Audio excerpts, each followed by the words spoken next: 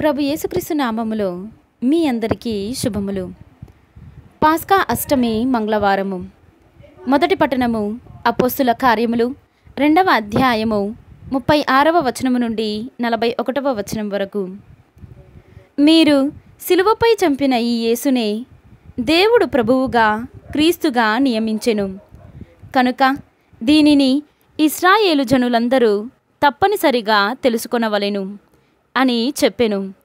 అప్పుడు ఆ ప్రజలు దీనిని విని తీవ్రమైన ఆవేదనతో, సహోదరులారా, మేము ఏమి చేయవలెను అని పేతురును అపోస్తులను అడుగగా, పేతురు, మీ హృదయ పరివర్తన చెంది మీ పాప పరిహారమునకై ప్రతి ఒక్కడు యేసుక్రీస్తు నామమున బప్తిస్మము పొందవలెను. అప్పుడు మీరు దేవుని వరమగు పవిత్రాత్మను పొందుదురు. ఈ వాగ్దానము మీకు, మీ పిల్లలకు, మీ దూరస్తులందరకు అనగా ప్రభువైన దేవుడు తన యొద్దకు పిలుచువారందరకు చెందును అని వారితో చెప్పెను. ఇంకను పలు విధములైన మాటల ప్రేరణతో, దుర్మార్గులుగా ఈ తరము నుండి రక్షణ పొందుడు అని వారిని పేతురు హెచ్చరించెను. అతని ప్రబోధము విని విశ్వసించిన వారిలో అనేకులు జ్ఞానస్థానము పొందిరి. ఆ రోజున రమారమి 3000 మంది చేర్చబడిరి. ఇది ప్రభువాక్కు. సర్వేశ్వరునికి వందనములు. ఈనాటి సువిశేషము పునీత యోహాను గారు వ్రాసిన సువిశేషము 20వ అధ్యాయము 11వ వచనము నుండి 18వ వచనము వరకు. కాని మరియమ్మ సమాధి యొద్ద నిలవబడి ఏడ్చుచుండెను. అట్లు ఏడ్చుచు ఆమె వంగి సమాధిలోనికి తొంగి చూడగా 2 దేవదూతలు తెల్లని వస్త్రములు ధరించి కాళ్ళవైపున ఒకరు, తలవైపున ఒకరు యేసు భౌతిక దేహమును ఉంచిన చోట కూర్చుండియుండిరి.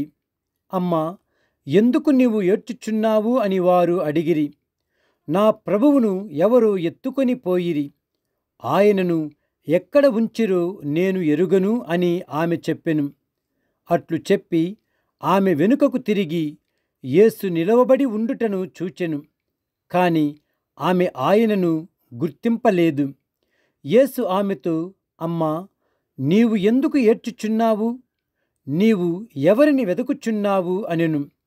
ఆమె ఆయనను తోటమాలి అని భావించి, అయ్యా, నీవు ఆయనను తీసుకొని పోయిన ఎడల ఆయనను ఎక్కడ ఉంచితివో చెప్పుము, నేను వెళ్ళి ఆయనను తీసుకొని పోయేదను అనెను. మరియమ్మ అని యేసు పలికెను. ఆమె ఆయన వంక తిరిగి హీబ్రూ భాషలో రబ్బూనీ అని పిలిచెను, అనగా బోధకుడా అని అర్థము. యేసు ఆమెతో, నన్ను పట్టుకొనవద్దు, నేను ఇంకను తండ్రి యొద్దకు ఆరోహణమై పోలేదు. నీవు వెళ్ళి నా సహోదరులతో ఇట్లు చెప్పుము, నేను నా తండ్రియు మీ తండ్రియు, నా దేవుడును మీ దేవుడును అయిన వాని యొద్దకు ఆరోహణమై పోవుచున్నాను అని చెప్పెను. మగ్దల మరియమ్మ వెళ్ళి శిష్యులతో, నేను ప్రభువును చూచితిని అని వారికి ప్రభు సందేశమును అందచేసెను. ఇది క్రీస్తు సువిశేషము. క్రీస్తువా, మీకు స్తుతి కలుగునుగాక.